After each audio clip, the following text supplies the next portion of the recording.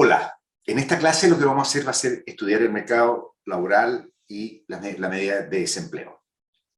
Posteriormente vamos a hablar de la medición de la inflación y el nivel de precios.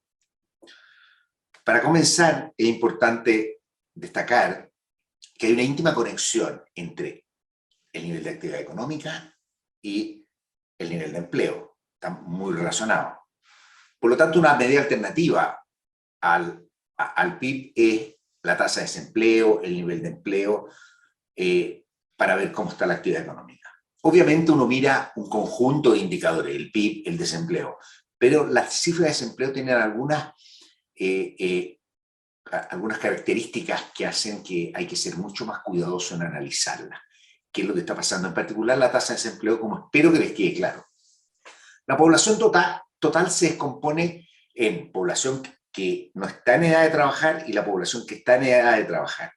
Típicamente entre 15 años y 65 años es cuando la gente trabaja, pero para efectos del desempleo se considera la población en edad de trabajar todos los mayores de 15 años de edad. O sea, mayores de 15 años de edad, eso es lo que el INE a nosotros nos muestra como población en edad de trabajar.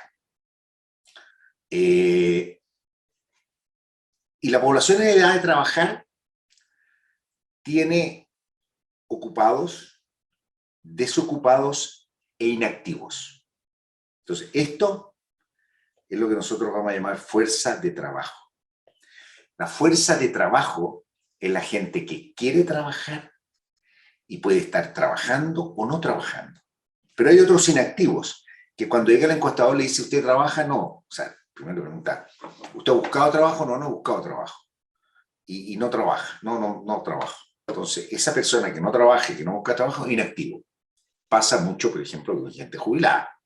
¿Ah? Entonces, eso es la diferencia entre población económica en edad de trabajar y la fuerza de trabajo. Pero también está la gente que decide voluntariamente, teniendo, no sé, menos de 65, más de 15, que decide voluntariamente no trabajar, partiendo por los estudiantes, ¿no es cierto? Pero después también hay gente que en edades mayores, por alguna otra razón, como hemos discutido, decide no trabajar. Entonces, así es la clasificación. Tenemos nosotros la población total. Esa población está en edad de trabajar los mayores de 15 y los menores de 15. Los mayores de 15 están los inactivos y la fuerza de trabajo. Este concepto es clave. La fuerza de trabajo es toda la gente que quiere trabajar, ya sea está trabajando o está buscando trabajo. Si uno no está buscando trabajo, se le considera inactivo, ¿no es cierto? Hay gente que sale de la fuerza de trabajo y se convierte en inactivo porque no encuentran oportunidades. O sea, no necesariamente, también hay que tener cuidado. Lo inactivo no es una cosa necesariamente voluntaria. Hay gente que se cansa de buscar trabajo. Hay gente que dice, mira, pero para mis calificaciones, para lo que hago, me cuesta mucho encontrar trabajo, no voy a seguir buscando, o no dejo, o no busco con tiempo. Algo bien importante pasó también durante la pandemia que vamos a mirar en los datos. Entonces, la fuerza de trabajo tiene dos grupos, los ocupados y los desocupados, o desempleados, ¿no es cierto? Aquí están los desempleados, en la parte de la fuerza de trabajo que no están trabajando. Y los desocupados, esto se discute más, pero hay dos tipos de desocupados. Los cesantes, que son los que han perdido el trabajo y no tienen trabajo, quedaron cesantes, a la gente le dice, ¿no es cierto? Y quienes buscan trabajo por primera vez. Ustedes cuando se reciban, si es que no han trabajado antes como correspondería en muchos casos, ¿no es cierto? Y lo van a hacer probablemente en las prácticas, pero ustedes van a seguir trabajando, pero en general cuando uno se incorpora a la fuerza de trabajo es ahí, es que busca trabajo por primera vez. Esta es una cantidad bastante menor del total de los desocupados. Entonces, la fuerza de trabajo son los ocupados, que le vamos a poner una E, para no poner, que son los empleados, ocupados o empleados. No necesariamente son empleados, puede ser independiente, pero los que tienen empleo. Y los desocupados. La otra cifra que es bien importante en el mercado laboral es la tasa de participación. Es decir, qué porcentaje de la población en edad de trabajar busca trabajo o tiene trabajo. Por ejemplo, en una sociedad en la cual, imagínense una sociedad en la cual se le prohíbe a las mujeres tener trabajo y los hombres todos tienen que trabajar, tendría una tasa de participación de 50%.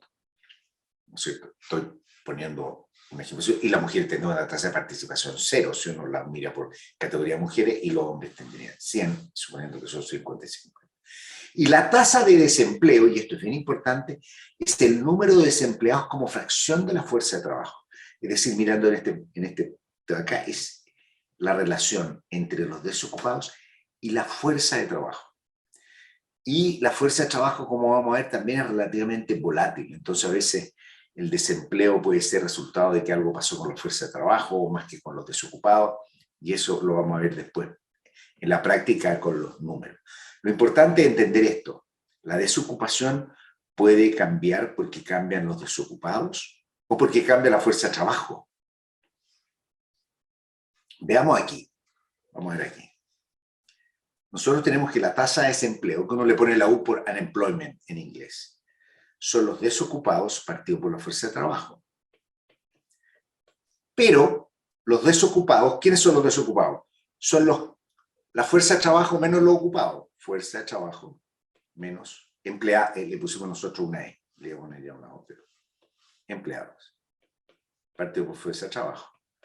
Usando aritmética escolar, nosotros cancelamos y nos queda esto. 1 menos E partido por F de T. La tasa de desempleo cae cuando el empleo sube. Pero cae también cuando la fuerza de trabajo cae. Tomando constante el otro término, estas son derivadas parciales. Entonces piensen ustedes, si la fuerza de trabajo, ¿no es cierto? Si un grupo de personas, sin cambiar el empleo, sin cambiar esto, por lo tanto, básicamente, si un grupo de desempleados, porque él lo estoy manteniendo constante, esto es una deriva parcial, si se va un grupo de gente que estaba desempleada y dice, mira, estoy desalentado, ahora mismo no voy a conseguir trabajo, se van de la fuerza de trabajo, uno dice, la tasa de desempleo cayó, pero cayó porque fue desocupados que se fueron de la fuerza de trabajo. No tiene ninguna cosa positiva, uno diría eso, se fueron porque estaban desalentados, estaban aburridos de buscar trabajo. Entonces, por eso hay que tener cuidado. En cambio, también ustedes pueden pensar, ¿qué pasa si los que se van son el mismo número de empleados? Si los que salen de la fuerza de trabajo, que es más improbable, se van son también empleados. Otra manera de verlo también, supongan ustedes que de repente viene un boom. Entonces, sube el empleo, pero también sube el empleo, pero también sube la fuerza de trabajo.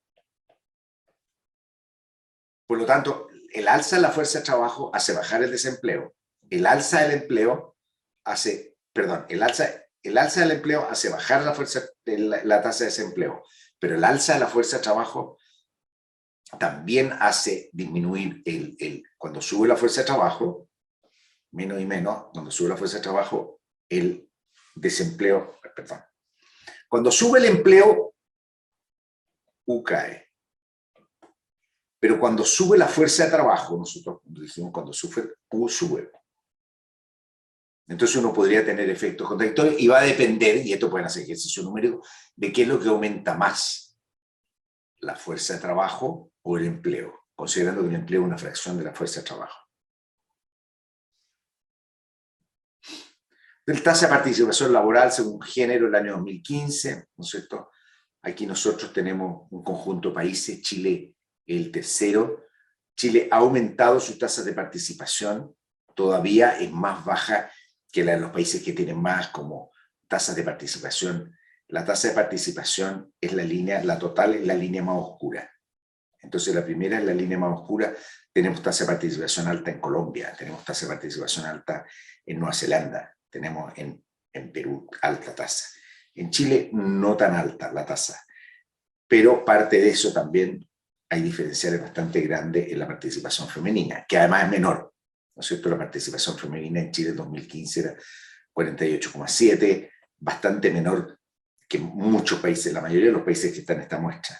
salvo el caso de México, ¿no es cierto?, que tiene una tasa de participación de 43,4, y uno esperaría que parte del crecimiento de la fuerza de trabajo, y si uno ve la tendencia, es por mayor participación de la mujer, que es lo que podemos ver aquí. Esta es la participación según género en Chile. La participación de los hombres ha sido cercana al 75% desde el año 99, o sea, los últimos 20 y tantos años. ¿Y aquí es lo que tenemos nosotros? Que la participación de los hombres ha estado más o menos pareja en torno al 75%.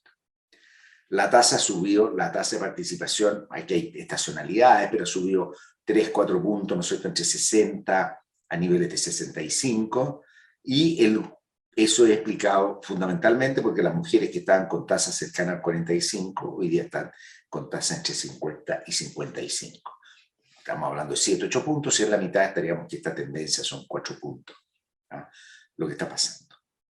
Esto es con datos para el Gran Santiago, del Centro Microdatos de la Universidad de Chile, que realiza una encuesta para el Gran Santiago, y ahí uno tiene bastante detalle mensual.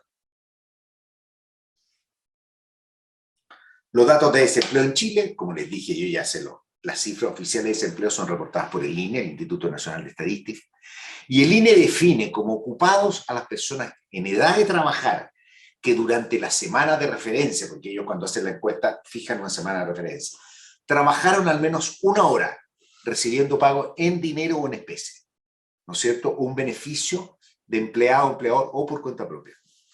Entonces lo que tenemos nosotros ahí, es que, ustedes me van a decir, profesor, pero es como bien liviano decir que en una semana trabajaron al menos 1 hora. Efectivamente, es el estándar OECD y permite tener comparaciones. Al final es como uno mide cómo usa el termómetro. Los desocupados son todas las personas en edad de trabajar que no tuvieron empleo durante la semana y buscaron uno durante las últimas 4 semanas. Es decir, se toma un periodo más largo porque hay semanas que uno no buscó, no pudo, entonces dice, y están disponibles para trabajar en las próximas 2 semanas. Estos son como... En Chile cambiaron las cifras, ¿no es cierto?, cambió la metodología hace, sí, más de 20 años, cambió la metodología cuando Chile entra a la OECD para ajustar las metodologías y tener cifras similares, ¿no es cierto? Y lo que pasó fue que, dado la definición antes era mucho más estricta, no sé, no recuerdo, pero debe haber sido, si usted ha trabajado un día, por lo tanto había menos ocupados, los que están entre 1 hora y el día, ¿no es cierto? Pero para los desocupados también y esto generaba, por lo tanto, menos desocupados, perdón, más desocupados. Uno era más estricto en la definición de ocupado. Pero esto cambió de nuevo, son cosas, como diría yo, convenciones para poder tener medidas. Lo importante es que la convención se mantenga, ¿no es cierto? Después, en economía laboral y en políticas sociales, obviamente, uno se preocupa de temas de precariedad del empleo, si 1 hora, o sea, y entender un poquito qué pasa con las horas. También hay datos de horas, ¿no es cierto? En Chile el dato de horas del empleo debe ser como 30 y tantas horas a la semana, que incluye empleados y también informales que trabajan a veces pocas horas a la semana, así que es una cifra promedio. Hay otra medida, el Centro Microdatos de la Universidad de Chile reporta solo para el Gran Santiago y con metodología algo distinta, pero permite tener referencias distintas. La tasa de desempleo y empleo en Chile. La tasa de empleo no se usa mucho, pero la tasa de empleo es el número de ocupados por la población en edad de trabajar. ¿Por qué se usa esta cifra? ¿Y por qué fue muy usada durante la pandemia? Porque durante la pandemia mucha gente perdió el empleo, pero tampoco podía buscar empleo, pues no podía salir de la casa, ¿no es cierto?, partiendo por los trabajadores informales que no podían salir, no había empleo. Entonces, obviamente aumentó el desempleo, pero disminuyó la fuerza de trabajo. Por lo tanto, uno dice, claro, tuvimos un efecto en el numerador y en el denominador. Podríamos haber terminado, si todos los desempleados se van exactamente a la fuerza de trabajo, uno podría haber tenido hasta una mantención en la tasa de desempleo. ¿Y qué es lo que nosotros observamos? Este es el dato anual, ya vamos a ver el dato mensual. El dato anual que muestra que la tasa de desempleo sube. ¿Sube de cuánto? No sé, esto es el anual a niveles de 8%, desde niveles de 7%. Pero la tasa de empleo cae de niveles de 58% a niveles de 55%, 3 puntos. Es decir, si el 58% de la gente mayor de 15 años trabajaba, pasó a ser el 55% de la gente que trabaja. Y esto muestra con bastante más agudeza el problema de empleo durante la crisis. O sea, que se perdieron muchísimo empleo. Pero como salió mucha gente de la fuerza de trabajo, eso amortiguó el aumento del desempleo. Entonces uno dice, no miremos el denominador de la fuerza de trabajo, que es lo que es la cifra de la tasa de desempleo, miremos la población en edad de trabajar. Y eso mostraba un poquito este par de millones de empleos que se pueden haber perdido durante la crisis. Después todos esos números los pueden ver en la ayudantía, los podemos discutir en clase, podemos mirarlo y bajar los datos, ¿no es cierto? Aquí está mensual, aquí parte la pandemia. Y lo que pasa es que la tasa de empleo baja muchísimo. Para ilustrar, la tasa de desempleo hoy día llegó a 7,3%. Uno compara como hay estacionalidad con un mismo mes. Pre-pandemia ya veníamos un poquito ya veníamos un poco con el estallido social, había un poquito, pero hoy día la última cifra es 7,3%. 2 años atrás era 7,8%. La tasa de desempleo era mayor. Uno dice, mira, estamos con el desempleo prepandemia, pero el empleo todavía no se recupera completamente. ¿Y por qué? En Chile, la fuerza de trabajo en febrero, vamos a poner febrero 2020, 2022, uno podría ir hasta el 19, pero entonces vamos a poner aquí, ¿cuánto era el empleo? ¿Cuánto era la fuerza de trabajo? El empleo, el 2020, es la fuerza de trabajo, 9,4 millones hoy día. 2 años atrás era 9,8 millones, es decir, hay 400.000 chilenos que no están buscando trabajo, que están fuera de la fuerza de trabajo. Esto fue muy grave, es bien interesante lo que ocurrió y preocupante durante la crisis. Normalmente las fluctuaciones del desempleo son en la tasa de desempleo de los hombres, que tienen como empleo contrato en empresas, se cierran empresas, gente pierde el empleo. La pandemia fue tal vez la única recesión que yo conozco donde el desempleo lo ajustó las mujeres, porque se tuvieron que quedar a cargo de los niños, porque no pudieron salir a trabajar, y el grueso de la caída del empleo. Probablemente estos 400.000, una fracción muy importante, son mujeres que se retiraron de la fuerza de trabajo y que debido a todos los problemas que había en el hogar no han podido volver. El empleo, el último dato de empleo es 8,7 millones y el año 2020 era 9 millones. Es decir, todavía hay 300.000 empleos. Pero la tasa de desempleo está en los mismos niveles, está un poquito más baja incluso. Y eso es porque el efecto denominador es mayor que el efecto numerador. Entonces, eso es lo que está tratando de explicar acá abajo y que pongan los números, véanlo, multipliquen y traten de entender. O sea, esto funciona en una planilla, lo pueden hacer, pero entender lo que está pasando. O sea, hay 400.000 personas menos en la fuerza de trabajo y 300.000 empleos menos. Es decir, prácticamente toda la gente que salió de la fuerza de trabajo es gente que perdió el empleo.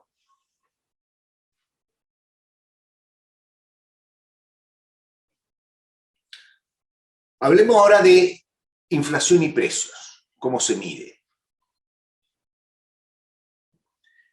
La inflación es un alza generalizada en el nivel de precios, por lo tanto nosotros necesitamos un índice de inflación. O sea, hay 2 índices.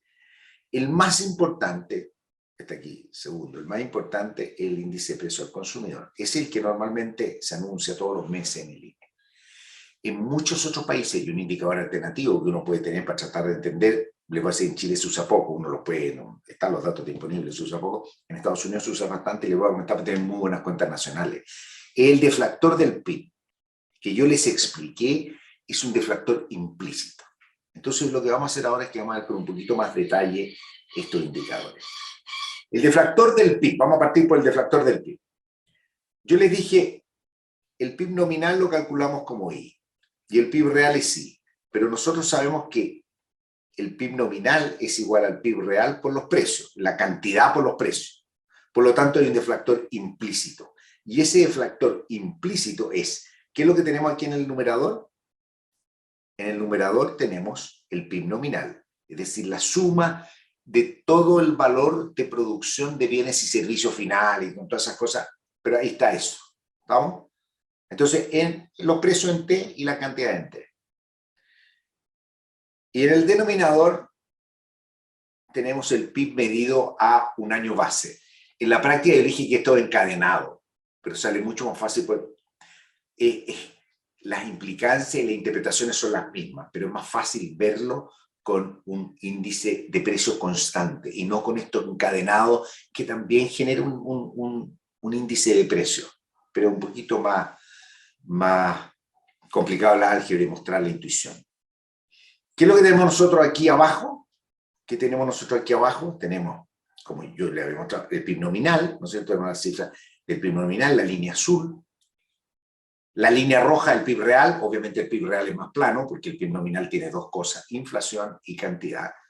Y la línea verde es el deflactor del PIB, que son índices que han ido subiendo, ¿no es cierto? El PIB nominal es el que está en miles de millones de pesos a la izquierda, la línea azul, y la otra línea verde y la línea roja, la línea verde punteada, son el deflactor del PIB y el PIB real medidos como índice. ¿Ok? Y nosotros vemos que el índice de precios se ha ido subiendo. ¿Y qué cosa es la inflación? Es el cambio en ese índice de precios, el cambio porcentual entre un periodo. Nosotros definimos el índice de precios, que es como el precio de los bienes, ¿no es cierto? Y el índice de precios y la inflación va a ser el cambio. La inflación trimestral, el cambio en un trimestre, la inflación anual, el cambio respecto a un año atrás. Del deflactor del PIB, eso lo estamos viendo ahora. Veamos ahora el índice de precios al consumidor. Mide la inflación de los bienes consumidos, por lo tanto que hay importaciones que no producimos. Y hay bienes que producimos pero no consumimos, el cobre. ¿Cierto? Hablábamos que nuestra producción es 10-15%, ¿no es cierto?, de cobre, pero no consumimos ni un cobre, entonces no está en el IPC. Y esto lleva algunas implicaciones importantes. No todos los productos que se producen en la economía están en el IPC. Y el peso de cada producto es la importancia que tiene en la canasta de una familia representativa, y por eso se hace una encuesta de presupuesto. Hay un paréntesis más. Siempre. Entonces, ¿qué es lo que vamos a hacer nosotros? Nosotros vamos a tomar una canasta y vamos a ver una canasta en un año base. Ya les voy a mostrar los años. Y vamos a definir nosotros qué porcentaje de un bien Y está en la canasta total. O sea, cuánto consumimos nosotros de vestuario respecto de la canasta total. Esto no es producción, esto es la canasta de consumo. ¿Cuánto producimos nosotros aquí? ¿Cuánto consumimos de alimento respecto de la canasta total? Entonces así nosotros definimos un ponderador, alfa I. Obviamente la suma de los alfa I, cuando uno suma, le queda la suma arriba igual que lo abajo, la suma de los alfa I igual a 1. Y el IPC es el precio respecto del precio del año base. El año base se normaliza, por eso está esa parte. Esto se normaliza a 1. Entonces vamos a tener nosotros el índice de precios como PIT y PI0 son iguales en T igual 0, el IPC en el primer periodo es 1. Lo normalizamos a 100 porque así se hacen los índices. Lo puede hacer 1 por 1 o por 100, es cosa multiplicar por 100. Entonces aquí habría un 100, ¿no es cierto?, si lo queremos tener por 100. Entonces el IPC, si nosotros ponemos estos alfa I, los ponemos aquí, ¿no es cierto?, ponemos los alfa I, los ponemos aquí, el IPC, el IPC, lo que vamos, cuando entren los alfa y X, se nos va a cancelar PI0 y nos va a quedar PIT por QI0, partido por P0, PI0, QI0. ¿Ya? Esto es algo así cercano al ponderador, pero el ponderador no es QI0, es por PI0, pero es lo que está acá. Pero esto representa, y me va a interesar para comparar el IPC con el índice con el deflactor. Eso es lo que vamos a hacer. Esta es la canasta representativa en Chile. Encuestas se hacen aproximadamente cada 5 años, el 2009, el 2013, el 2018. Se hicieron encuestas, alimento y bebida, se ha mantenido en torno al 19%. Bebida alcohólica y tabaco ha subido. Tal vez explicado por ustedes lo mejor, no tengo idea. Pero fue una broma, pero no se da cuenta. Vestuario y calzado ha caído. Parte de eso porque el precio relativo cae. La gente puede seguir consumiendo los mismos vestuarios y calzado, pero son mucho más baratos hoy día. Vivienda y servicios básicos ha subido un poco, equipamiento de hogar, salud sube, los costos de la salud además suben, transporte ha bajado, ¿no es cierto? Ya está toda la lista. Ahí pueden ir mirando. Es como va cambiando la canasta. ¿Cuál es la diferencia? Y por eso vamos a ver nosotros, ¿cuál captura mejor? Este es el deflactor implícito. Recuerden, el deflactor implícito del PIB nominal partido por el PIB real a un año base. El IPC es el peso en la canasta. Primero, la primera diferencia son los bienes considerados. Este considera los bienes que producimos, este considera los bienes que consumimos. Desde el punto de vista de calidad de vida, de costo de la vida para los consumidores, para las personas, el IPC es el relevante. El IPC representa el costo de la vida. El deflactor representa el costo de los productos. Y en el caso de Chile, uno puede decir en Estados Unidos probablemente no hay tanta diferencia, porque producen casi lo mismo que consumen, tal vez son importadores de algunas cosas más que otras, pero son una economía bastante más cerrada y que producen mucho más de las cosas internas, y tampoco tienen, como el caso de Chile, o las economías pequeñas, los exportadores de materias primas que realmente tienen 1, 2, 3 productos que son una parte importante y que el 90% se exporta. Entonces, los bienes considerados, eso es una diferencia fundamental y que hace preferir el IPC porque si queremos tener medida de costo de la vida. ¿Ya? Y la otra eran los ponderadores. Aquí hay técnicamente cómo se dice. Este usa un índice de Paget y este un índice de Laspers. La idea sencillísima. El índice, el ponderador, que algo como proporcional a esto, el ponderador es variable en el tiempo, depende de cuánto producimos. El ponderador acá es fijo, depende de lo del año base. Me explico. Supongan ustedes que nosotros producimos limones, muchos limones para hacerlos irrelevantes, o sea, todos los alimentos. Y de repente el precio de los alimentos sube muchísimo. ¿No es cierto? El precio de los alimentos sube muchísimo. Probablemente, si este fuera un índice, la gente podría dejar de consumir y de producir alimentos. Supongamos que no hay importaciones ni exportación de alimentos, para hacerlo bien simple. Pero la producción cae, o el bien que no se produce, o si tuviéramos un índice de ese estilo para el consumo, el bien que no se consume desaparece de la ponderación. En cambio, nosotros, cuando vemos el precio de los alimentos, que por ejemplo el ejemplo que en el libro, en todas partes, sube mucho los limones, que es una cosa típica en Chile de repente, condiciones, ¿no es cierto?, hacia el verano, en condiciones climáticas y todo, suben mucho los limones. Entonces, los limones y los tomates hicieron subir el IPC en 0,3. Pero la gente puede que ese mes diga, subió tanto el limón y el tomate, no los voy a consumir. Entonces, te voy a reemplazar el tomate por lechuga y por otras cosas. No sé, te voy a reemplazar el limón por vinagre. Entonces eso cae mucho. El IPC no considera el efecto sustitución. Si el índice, en vez de tener un 0, aquí tuviera un T y dejamos de consumir, sale. Y lo que hace es considerar, es extremo el efecto sustitución. Ustedes saben de microeconomía que la gente se mueve a lo largo de la utilidad. Y cuando cambian los precios, cambian su utilidad. O sea, no es inocuo que cambien los precios. Aquí si uno dijera, los voy a sacar de la canasta porque suelo mucho y la gente no los consume, igual hay una pérdida de bienestar. Entonces, ¿qué es lo que ocurre? Que el IPC, y eso está acá, el IPC es, sé con sustitución bien más adelante, pero vamos a hablar aquí ya. El IPC es el que se usa mucho más. El IPC se usa para reajuste de remuneraciones, para la UEF, para actualización de contratos financieros. Los bancos centrales, en su inmensa mayoría, yo diría que no hay ningún, miran otros índices. Miran la inflación de salario, miran qué está pasando con los salarios. Pero el objetivo de inflación en prácticamente todos los países es el IPC. Ahora, obviamente tiene problemas.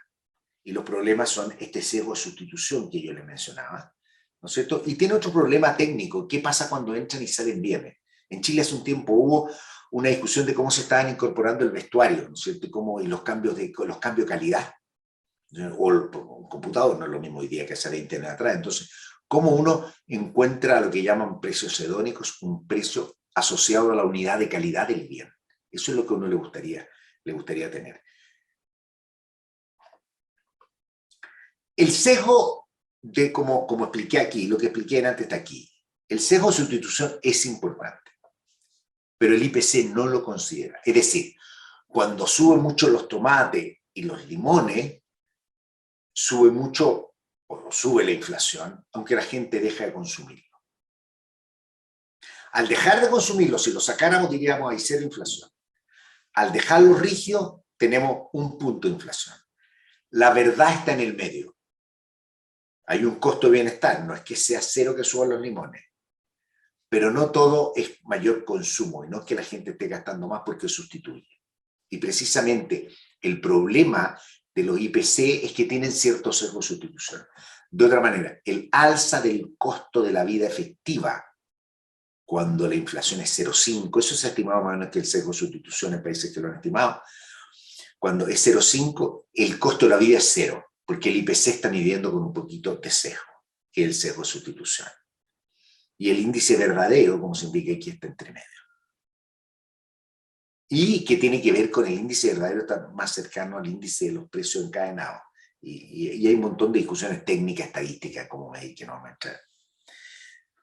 Otra cosa que es importante, los bancos centrales es muy importante, es el IPC total, que se le conoce como el headline, el dato del IPC. Y otro es el IPC subyacente. Cuando los limones suben mucho, uno no quiere decir se desató la inflación, tenemos que subir la tasa de interés y hay un problema inflacionario. Uno sabe que el día de mañana, cuando los limones se reanuden y se normalice, ¿no es cierto?, van a bajar de precio. ¿Ah? O va a ser una vez que sube, la gente lo sacó de la canasta. Son cosas, por eso uno los quisiera sacar. La inflación es el cambio porcentual del IPC. Hay que multiplicarlo por 100 para tenerlo en tanto por ciento. Como les dije, el objetivo de los bancos centrales es el IPC, pero el Banco Central mira mucho más indicadores para poder ver qué pasa con la inflación. Y un indicador muy importante es la inflación subyacente. ¿Por qué? Porque o core, en inglés la core inflation, la inflación del corazón. ¿Por qué? Porque aquí nosotros tenemos, en general, por ejemplo, aquí, bueno, esto es el índice de precio del lado izquierdo, pero veamos lo que pasa con la inflación. Por ejemplo, hay periodos, como el año 2011, en el que el grueso del aumento de precio, era inflación parcial, o sea, era inflación no core. Esta es la inflación core. ¿Y por qué los bancos centrales miran la inflación subyacente? Porque eso muestra las tendencias inflacionarias subyacentes. Las tendencias inflacionarias subyacentes están mucho más asociadas a la inflación subyacente, aunque el objetivo es la inflación. Uno muchas veces decía, si los bancos, ¿cuál es la inflación subyacente en Chile? Hay muchos índices. El que más se usa en Chile es sin alimentos ni energía. ¿Por qué? Porque los alimentos son volátiles y porque la energía también es volátil. Sube el precio del petróleo, baja el precio del petróleo. Es una de las medidas. Hay otras medidas subyacentes que dicen, vamos a ver la medida subyacente, vamos a podarlo. Vamos a sacar el 10% de los que sube mucho y vamos a sacar el 10% de los que sube poco. Porque eso son cosas raras. Entonces hay muchas medidas y siempre se trata de ir entendiendo. Por ejemplo, ¿qué pasó en Chile? En lo más reciente. En lo más reciente nosotros tenemos que la inflación empieza a subir el año 2020 y nosotros tenemos que la inflación efectiva es mucho mayor que la subyacente en este periodo. Pero ¿qué estamos viendo en lo más reciente, en los últimos datos? Que la inflación subyacente se está acercando a la inflación efectiva y esa es la preocupación de los bancos centrales. Si esto fuera pura inflación azul y la inflación roja, ¿no es cierto? Supongamos nosotros que la inflación roja, en vez de subir, hubiera estado así, uno diría no hay que subir tasa nada, porque esto es pura inflación no subyacente. Pero como están subiendo las dos, hay un problema inflacionario. ¿No es cierto? Ha habido periodos donde ha habido mucha diferencia. Es interesante notar también que muchas veces uno dice hay solo aumento de energía y alimentos, pero el aumento de energía y alimentos empieza a contaminar otros precios, los reajustes salariales, y eso se contamina toda la inflación. Y eso tiene que ver con cómo los bancos centrales hacen política monetaria y ajustan tasas de interés, como vamos a ver más adelante, para controlar la inflación. En Estados Unidos se usa el deflactor implícito del PIB, mucho, porque en Estados Unidos tienen buenas cuentas nacionales, lo miden trimestralmente.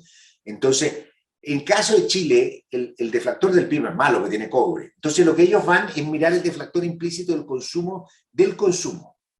Como en cuentas nacionales uno mide consumo nominal y real, entonces uno tiene el consumo real, nominal, y tiene el consumo real, uno saca un precio implícito del consumo, que es el consumo real, nominal partido por el consumo real. También podemos definir un deflactor de inversión, un deflactor para todas las cuentas que tengamos nominal y real. Siempre sale un deflactor implícito. En Estados Unidos se usa bastante. ¿Ah? Y aquí, ahí está el link para la referencia, los datos. Estos son los datos de Estados Unidos. Estados Unidos no ve algo parecido a lo que les mostré en Chile, pero bueno, en Chile no comparé en Chile no comparé el deflactor, estamos viendo la inflación subyacente, olvídense ese comentario. Pero lo que nosotros vemos es que la línea roja que es el IPC, va normalmente por arriba del deflactor implícito del producto. El Banco Central de Estados Unidos miraba mucho el deflactor implícito del consumo y está mirando mucho más el IPC. Entonces, este es el caso de Estados Unidos y aquí ustedes pueden ver dónde está esta diferencia que siempre ocurre por el efecto de sustitución. Aquí hay efecto de sustitución completo, o sea, cuando los limones se dejan de consumir, salen del consumo, pero acá se incorpora el precio completo. Por lo tanto, siempre esa diferencia va mostrando el sesgo de sustitución. El índice verdadero debería estar algo por entre medio. Así que con esto vamos a dejar hasta aquí la clase y volvemos a continuar hablando de datos hacia la próxima clase. Así que nos vemos en la sala.